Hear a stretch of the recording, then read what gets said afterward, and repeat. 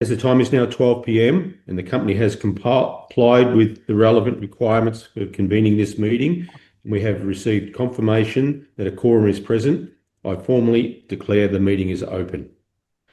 Also in attendance today is Mr. Todd Williams, the Managing Director, Miss Melanie Layden, a Non-Executive Director, and Jose Bordogna, Non-Executive Director. Mr. Peter Canterbury, Non-Executive Director, is an apology for today's meeting.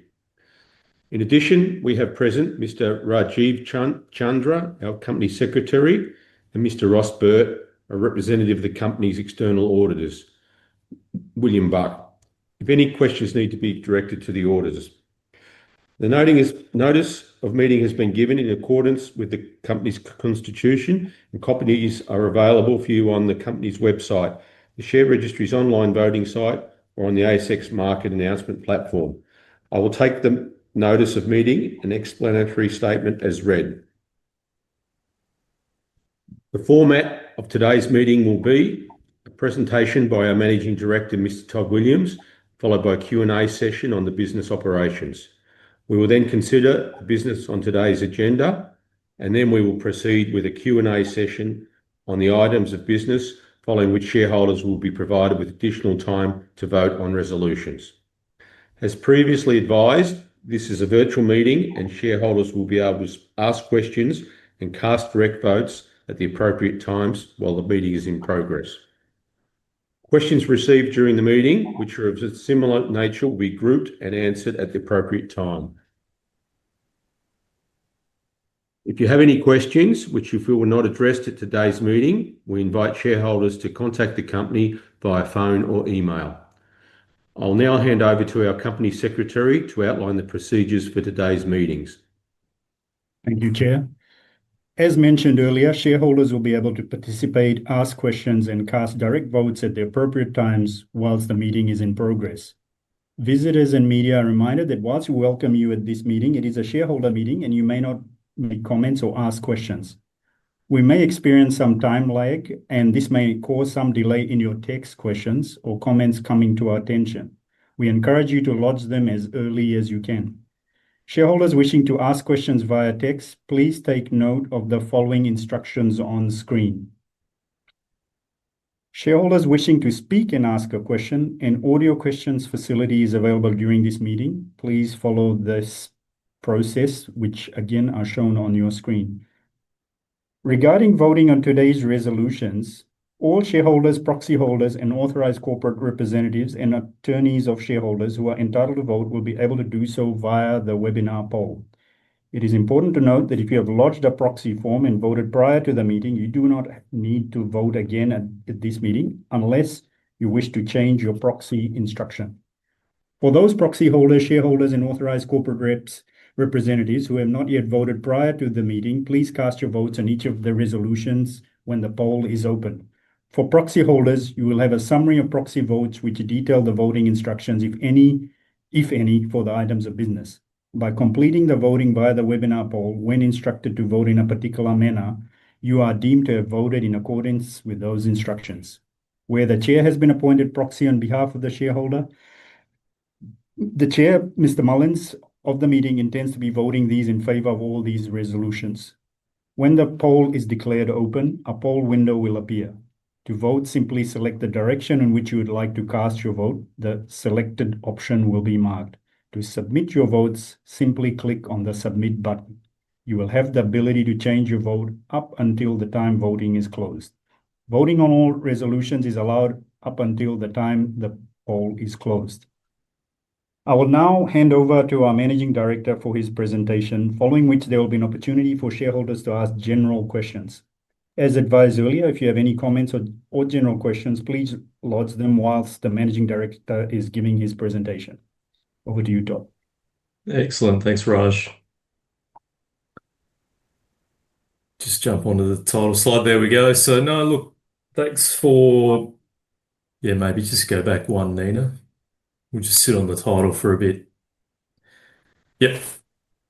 Excellent. So here we are again at the AGM for Unico Silver for 2025. And look, I love to take this opportunity to thank the shareholders for their support over the past 12 months, and the board of directors. I think we've had excellent 12 months. It was really set up in 2024 on the back of a number of acquisitions that we completed, with the main one being the acquisition of and consolidation of the Joaquin project in Santa Cruz, Argentina. So, yeah, look, we've since leveraged our market-leading resource base to become and position ourselves as one of the leading silver juniors on the ASX. We've completed over 30,000 meters of drilling in the past 12 months. We've got another 30,000 meters planned ahead.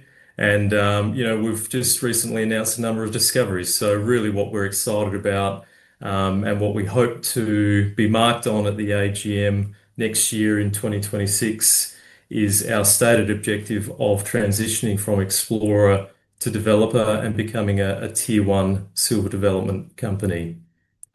Thank you. So we'll just skip through to the next slide. Thank you.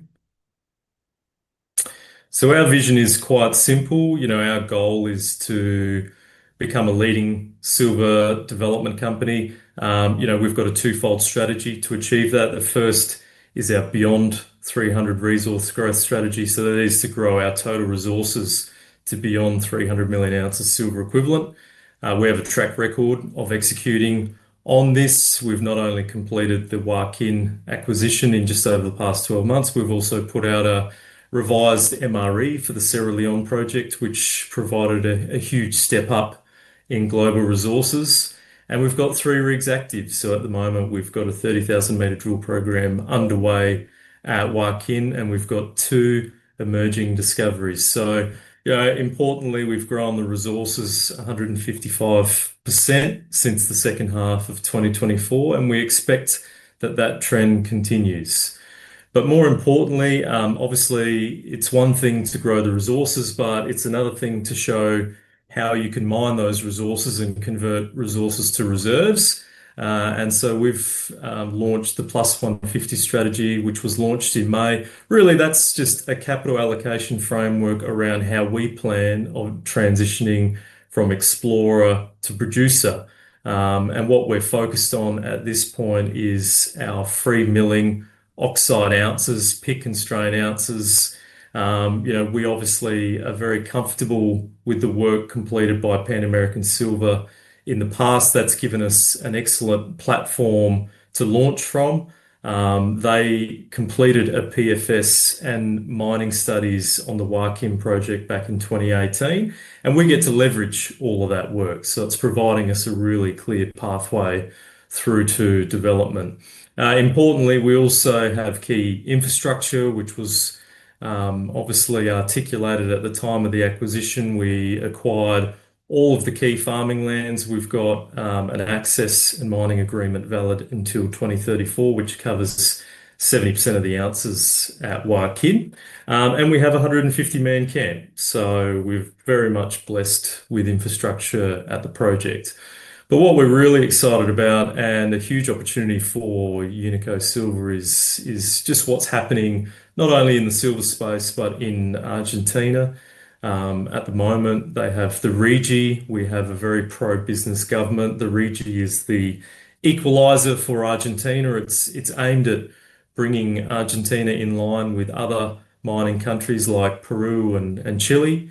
And in simple terms, if you have a development project that requires more than $200 million of capital invested, this is foreign direct investment, then under the RIGI, your corporate tax rates increase from 35% to 25%.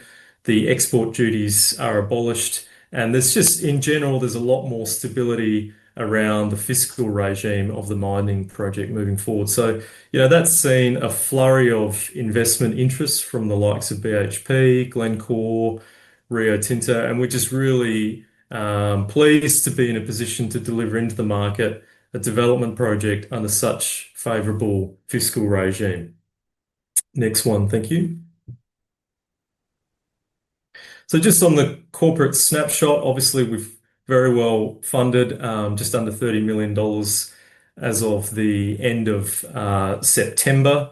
market capitalization of just over $300 million. Look, I think the two main metrics that we're most pleased with is our total shareholder returns since the depths of the precious metals bear market in the second half of 2023, which is just over 700%. But more importantly, one metric that we follow very closely is our mineral resources on a per share basis. So how many ounces of silver you get for every share in Unico Silver. And pleasingly, since the second half of 2023, we've increased that by over 600%. And we've done that because we have an excellent management team in country in Argentina. We've managed to allocate capital accordingly, depending on the market conditions. And we've got a great board of directors who have experience not only discovering world-class deposits in Argentina, but also exiting and selling those deposits. We also have a very supportive institutional register and long-term holders who have been supporting the story for the last 6 years. Next slide, thank you. So why are we here? Look, I think the reality is at the moment, the opportunity for us is really top down. So if we have a look at the silver ecosystem, during the past 18 months, there's been a flurry of M&A. Basically, every single asset silver miner has been acquired by one of the intermediate to majors.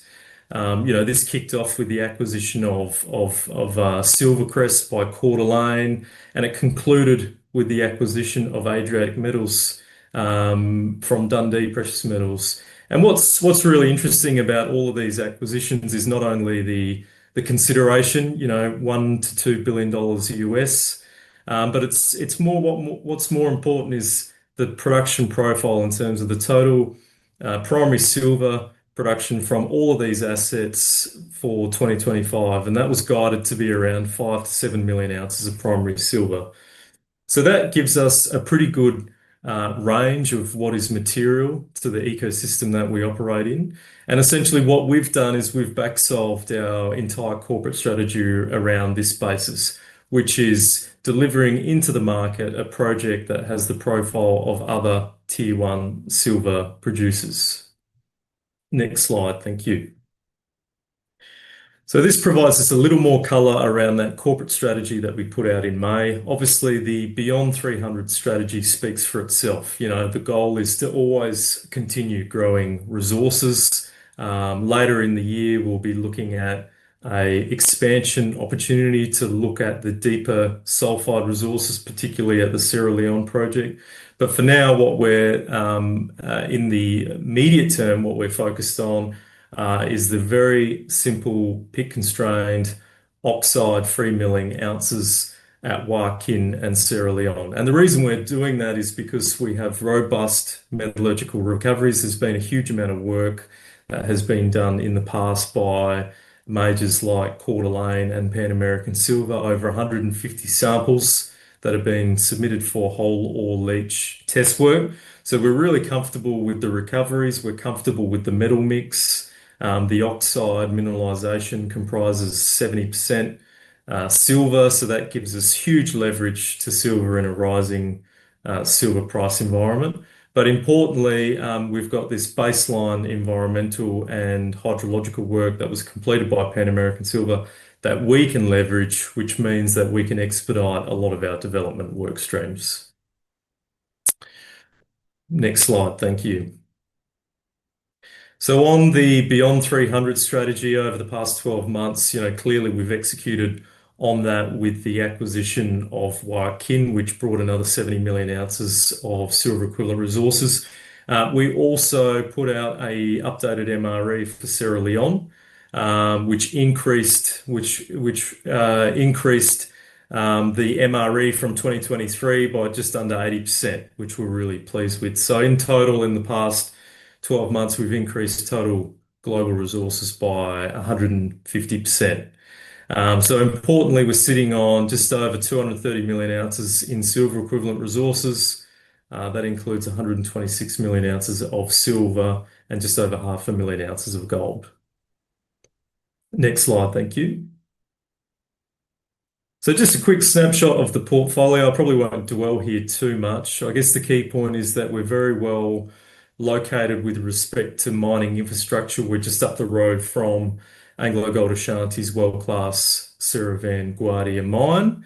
And the two projects are connected by the public route number 12. Importantly, these projects were held by 5 companies during the last precious metal bull market. It's the first time they've ever been consolidated by a single junior. Most noteworthy was really the Joaquin project, which was previously held by Pan American Silver and Yamana. So it's the first time that that project has been held by one company, let alone one junior company. Next slide, thank you.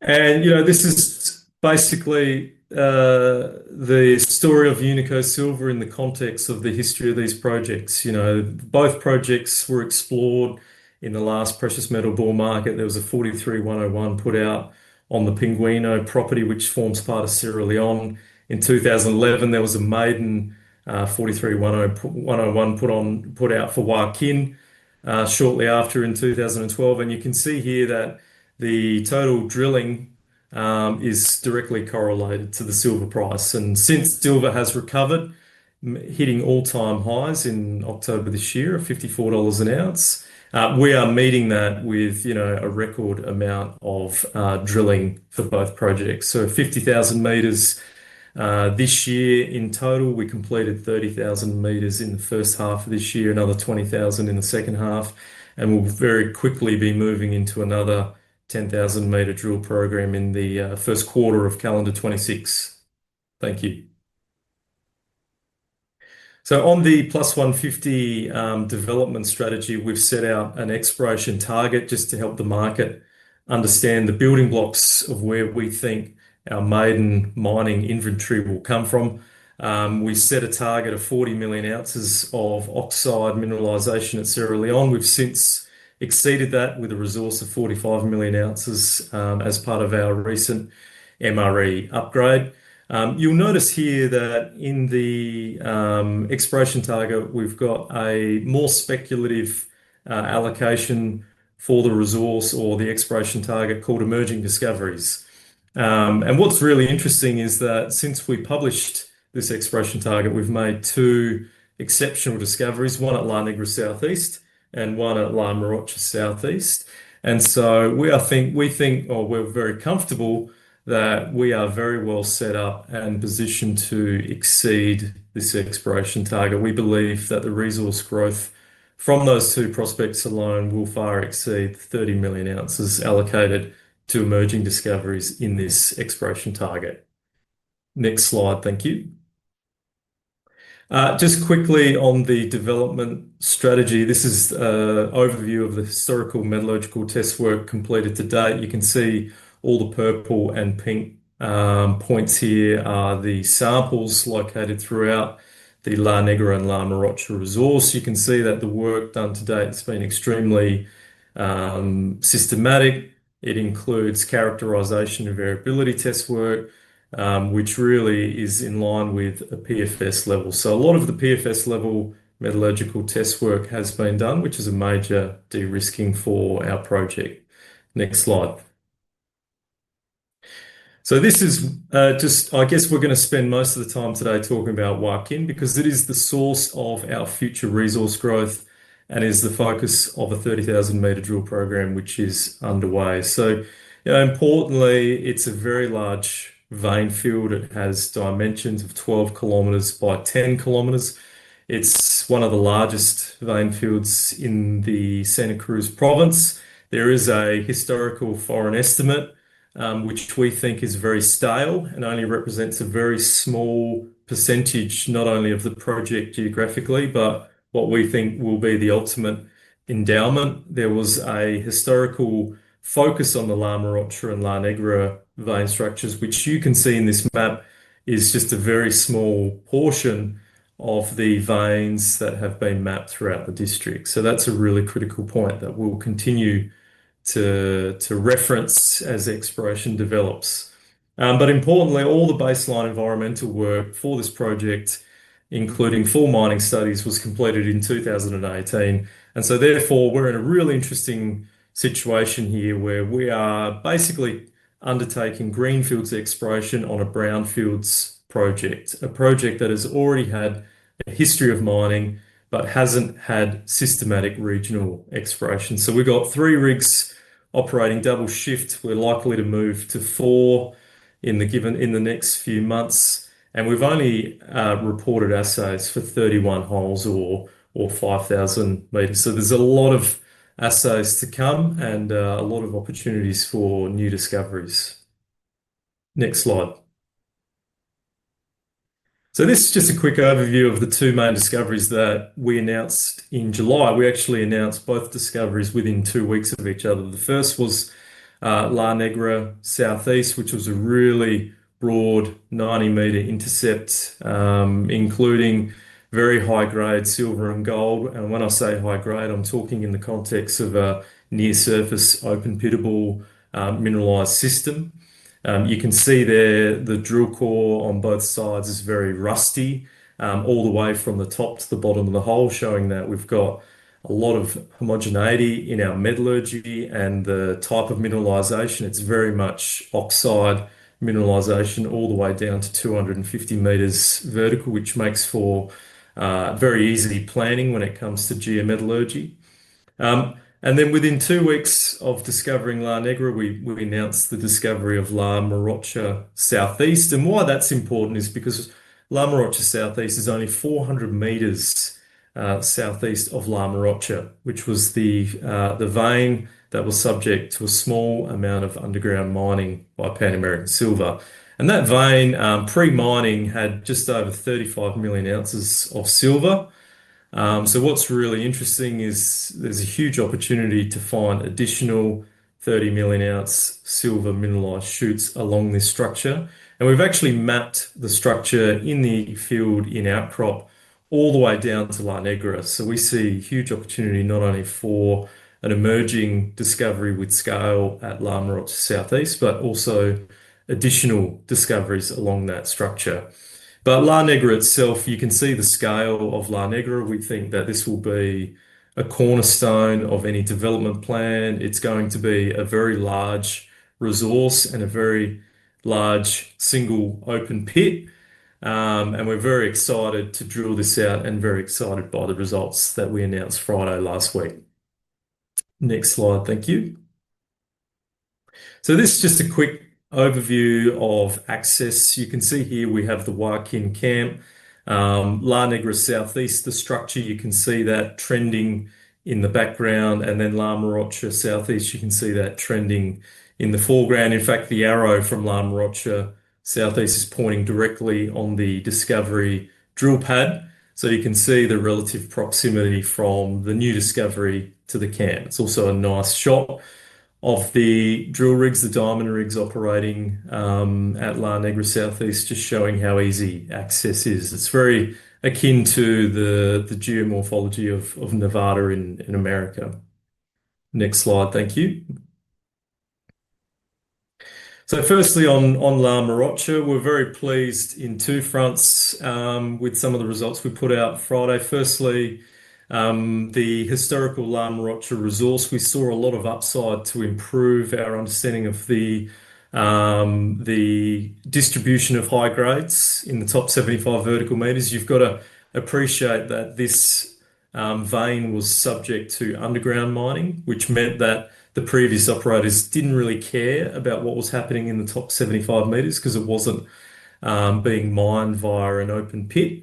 And so we saw quite a lot of opportunity to improve the resolution of the drilling in that top 75 meters.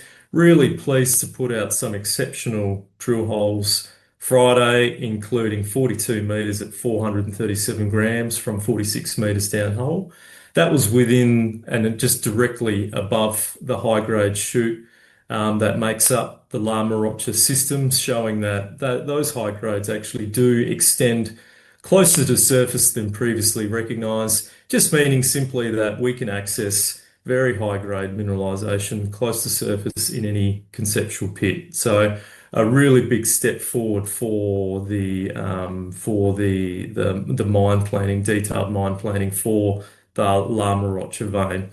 On Lama Rocha Southeast, we put out a number of holes. We're putting together quite a significant mineralized envelope. At the moment, it has dimensions of about 400 meters strike, 175 meters vertical, and it really looks like another Lama Rocha itself. And we haven't actually seen the limits of that discovery. It's still open at depth and it's open to the southeast. Next slide, thank you. On La Negra, look, La Negra it's a very simple story.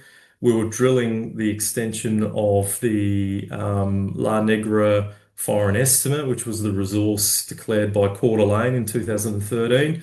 Their drilling stopped at the tenement boundary, which was the former tenement boundary between Yamana and Pan American Silver. Since we are now the first company to operate both sides of the prospect as a single consolidated block, we simply have continued the drilling along that structure. And we're very pleased to, I guess, announce and to reveal that not only is the mineralization increasing in thickness, the grades are increasing, and we still haven't actually seen the limits of the structure. It's still open not only at depth, but also to the southeast. And we've also put out some exceptional drill holes, which are leading probably some of the best silver gold discovery holes anywhere globally at the moment.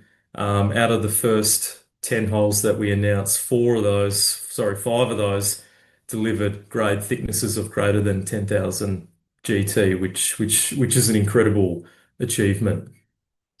Next slide, thank you. Just a quick snapshot of the resource, or some sections showing obviously very shallow mineralization, very wide potential mining widths, very amenable to open pit mining. Next slide, thank you. So that's basically it from me. Obviously, we've completed our stated objective of consolidating this central silver district in Santa Cruz. Obviously that was culminated in the acquisition of Joaquin. We've since recapitalized the company, raising just under $60 million in the past 12 months. We've completed 30,000 meters of drilling in the first half of this year, and we've got another 30,000 meters planned for the next 9 months. We've got an updated MRE due for Joaquin within the coming weeks. Really, we're just waiting on final results for 10 more holes, and then we'll be moving straight into an MRE for Joaquin. But a lot of the long lead items for the feasibility have already begun. We've already started updating our baseline environmental and hydrology studies at Joaquin and Cerro León. We've just commenced a detailed geotechnical drilling program to inform a lot of our pit optimization work within both projects.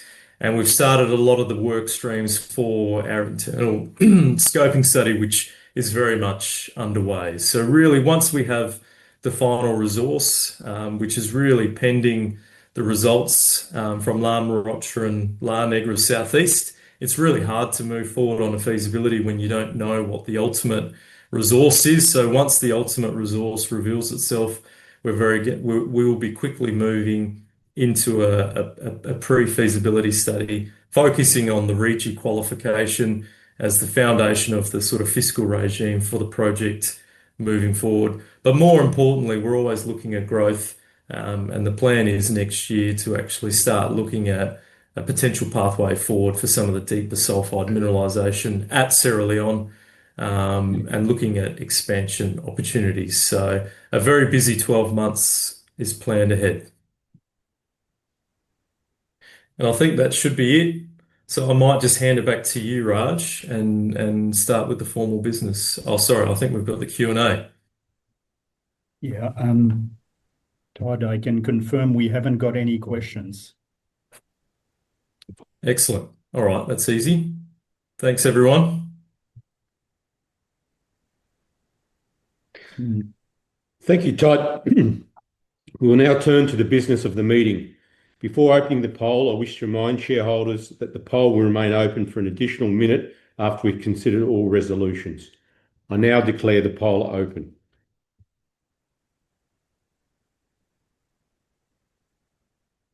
I now move to the first item. Sorry, do I move on, Raj, or leave that for a moment? Yes, you can move on, Chair. Yeah. I now move to the first item of general business. If you have a question on this item of business, please follow the questions process which were previously outlined. We'll address your questions after the last resolution. The first item of business pertains to the receipt and consideration of the financial report of the company and the related reports of the directors and the auditors for the year ended 30th of June 2025. These items are contained in the annual report, so I'll ask that they be taken as read. The annual report is available on the ASX announcement platform or on the company's website. The Corporations Act requires the accounts and reports to be laid before shareholders at the annual general meeting. However, except as set out in Resolution 1, there is no requirement for a vote of members to be taken on them. No written questions to the order were received by the cut-off date 5 business days before the meeting. Questions may be directed through myself to our auditor in relation to the conduct of the audit report, the company's accounting policies, and the independence of the auditor. As this matter does not require a vote, we will now move on to the first resolution. I now turn to the first resolution in today's notice of meeting, which pertains to the adoption of the remuneration report. I now propose that shareholders consider, and if thought fit, pass Resolution 1 as set out in the notice of meeting and as displayed on your screen. The remuneration report is set out in the director's report in the company's 2025 annual report. The remuneration report sets out the company's remuneration arrangements for directors and key management personnel of the company. Proxies received for this resolution are also outlined on the slide. I now move to Resolution 2, which pertains to the election of Mr. Peter Canterbury as a director of the company. I now propose that shareholders consider, and if thought fit, pass Resolution 2 as set out in the notice of meeting and as displayed on your screen. Proxies received for this resolution are also outlined on the slide. I now move to Resolution 3, which pertains to the re-election of Ms. Melanie Layden as the director of the company. I now propose that shareholders consider, and if thought fit, pass Resolution 3 as set out in the notice of meeting and as displayed on your screen. Proxies received for this resolution are also outlined on the slide. I now move to Resolution 4, which pertains to the ratification of prior issue of placement shares. I now propose that shareholders consider, and if thought fit, pass Resolution 4 as set out in the notice of meeting and displayed on the screen. Proxies received for this resolution are also outlined on the screen.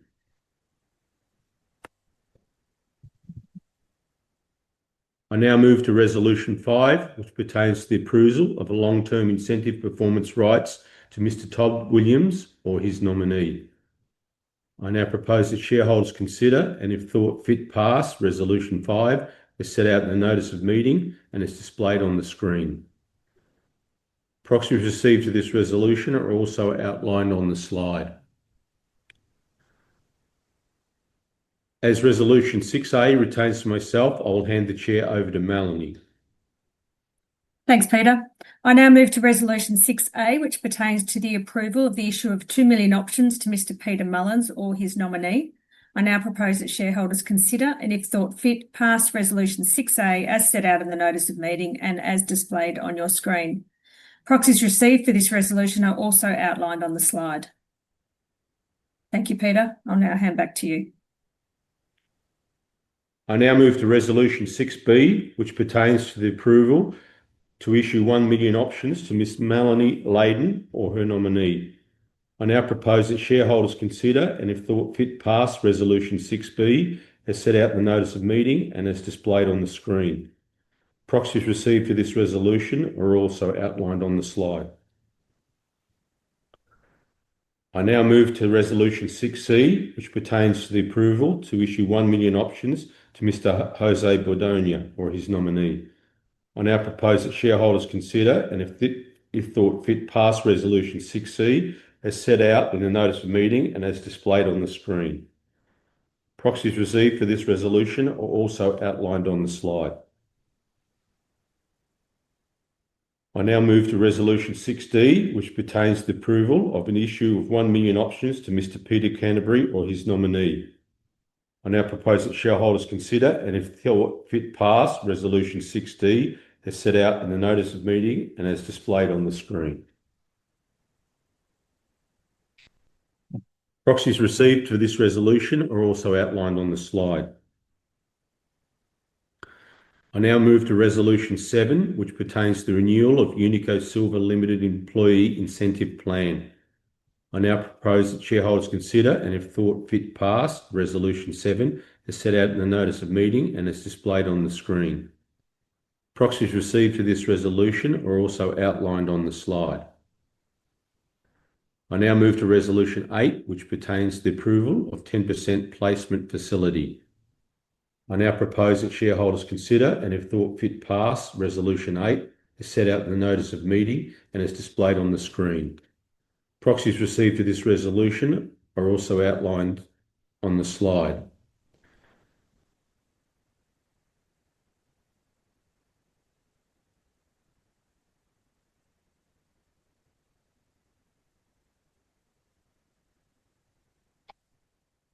We will now go to shareholders' questions. Chair, there is one question from shareholder Mr. Andrew Oliver, and it's in relation to results announcements. So I will read the question. Given the success of the recent high-grade drilling at La Morocha and La Negra Southeast, what specific date in late November is the market expected to receive the updated JORC MRE for Joaquin? And what are the next steps for the remaining 30,000 meters of the drill program?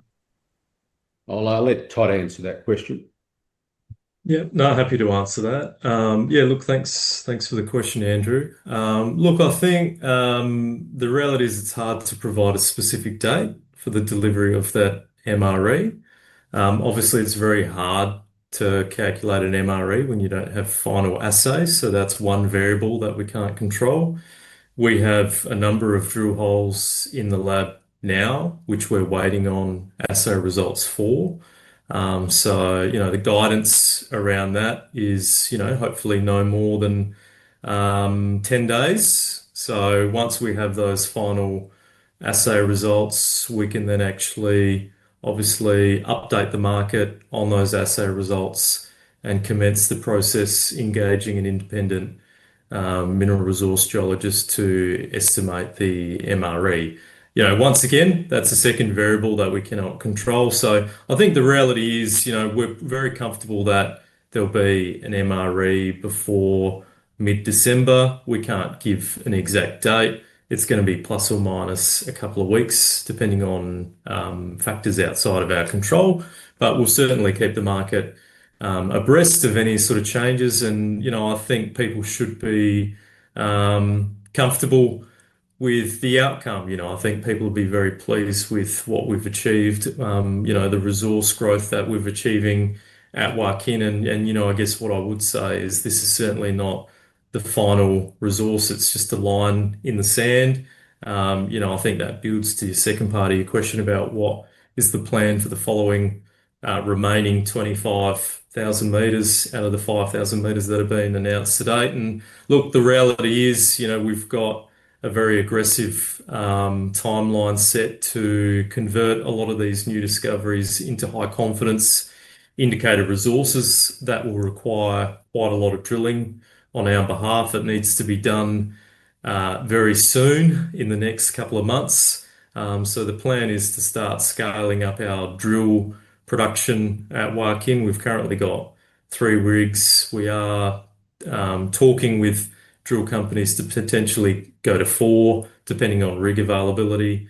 But all of that basically means delivering on a high confidence MRE early next year, in the first quarter of next year, which will basically become the foundation of a maiden feasibility study. But even once that is delivered, I'm sure exploration is one of those things that it only ends, it never begins, and you need to keep moving forward. And I think we'll very much start moving into the regional exploration in the second quarter of next year, and start positioning ourselves for further resource growth. Todd, there was a follow-up question, and I think you've just answered one part of that question, but the second part of that second question is, are there any long lead items such as water, power, environmental permits that currently pose a risk to the timeline for the maiden scoping study? Look, the long lead items that pose a risk are just those, the baseline environmental and hydrology. The geotechnical is normally a risk in the sense that that work takes time. It requires a specific, a standalone drill campaign in order to drill the holes, to better understand and characterize the geotechnical aspects of the rocks in and around the pits. Look, all of that work has commenced, so we've basically kicked off a lot of those long lead work streams. We're very well placed to be in a position in the first quarter of next year to have those long lead items just feeding straight into our feasibility work streams. Are there any further questions, Raj? Chair, there's one more. With the ongoing expansion and transition from an explorer to a developer, how does the board plan to evolve its composition to ensure it has the necessary skills in mine construction operations and silver processing? And specifically, how is the board ensuring gender and ethnic diversity as part of its long-term governance strategy? Do you want me to have a go at that, Pete? Yeah, you have a go, Todd. Look, I think the reality is, I'm very comfortable with the construct of the board. I think we've made some big appointments, not only at a board level, but at a key management level in the past 12 months to really strengthen our development expertise. I think what people overlook for a company at our stage is that what is most fundamental to any feasibility study or any explorer transitioning to developer is actually the quality of the resource that underpins all of those feasibility studies. Because if you have a very poor resource, then it doesn't matter how good of the engineering work done. Obviously, a poor resource leads to poor predictability around financial outcomes, physicals, etc. So, I think at the moment what we're really focused on is making sure that we've got people in country who can execute on that. We've recently made a number of hires in country with some very senior resource geologists who are former Newmont, etc., to assist us over the next 6 months.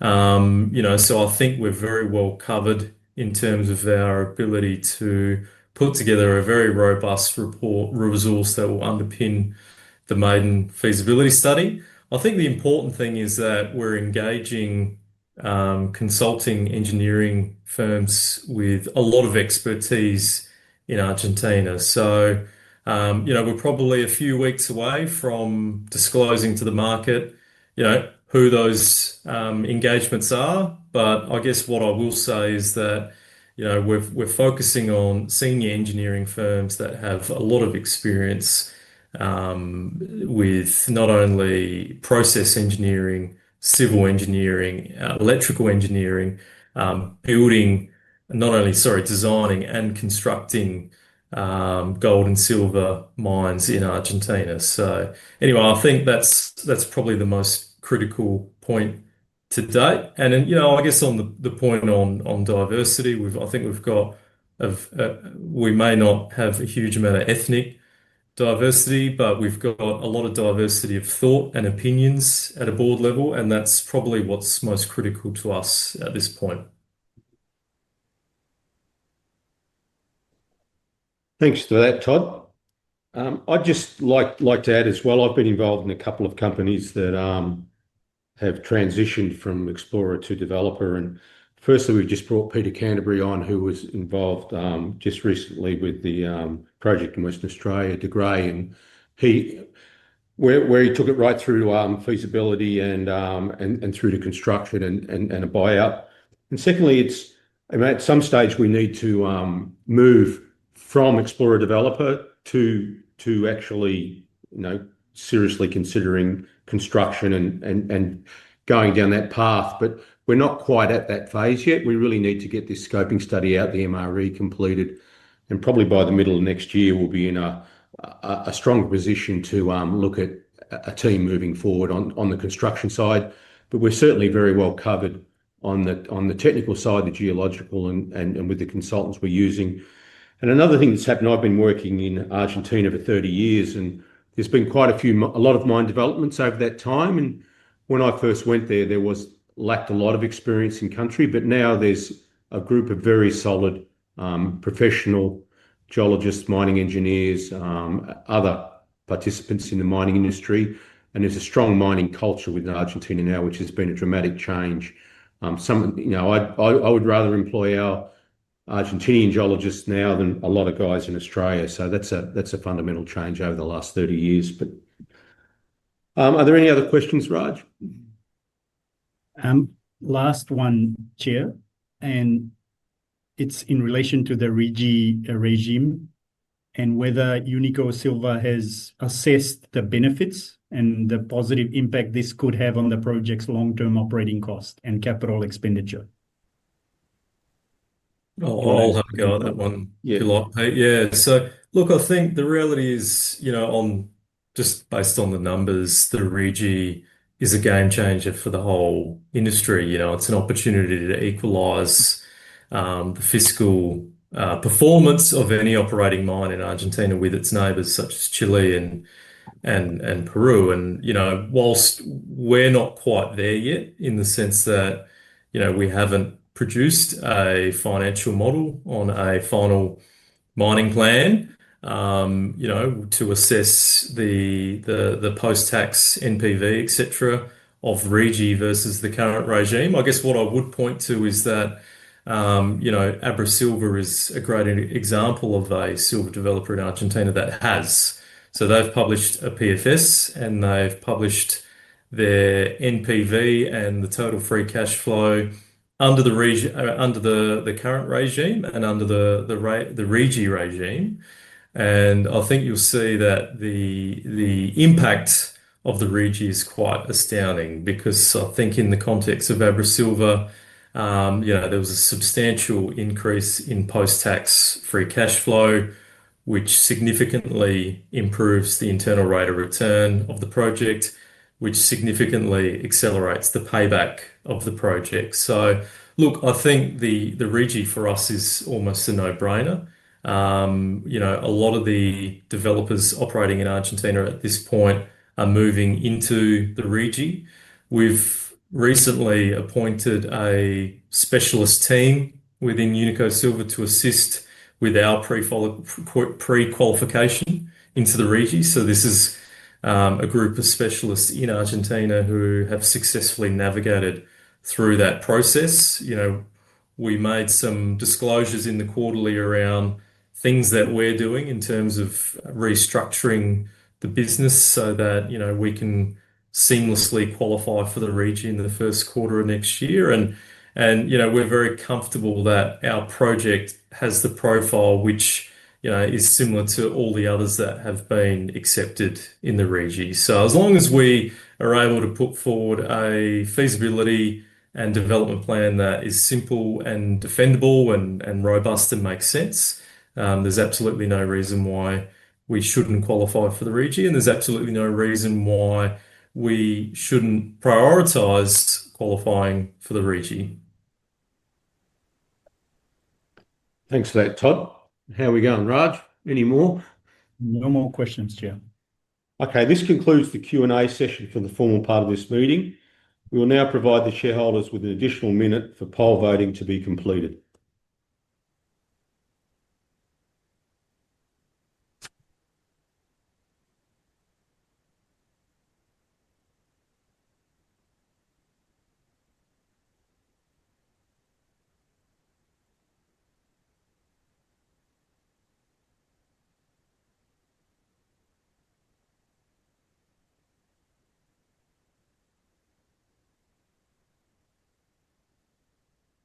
As the additional time is up, I now declare the poll closed. Once the results of the poll have been processed, we'll announce the results later today on the ASX Market Announcements platform. This concludes the formal business part of the meeting. Since the company has not received notice of any other business, I declare the meeting closed. Thank you for your attendance and your continued support.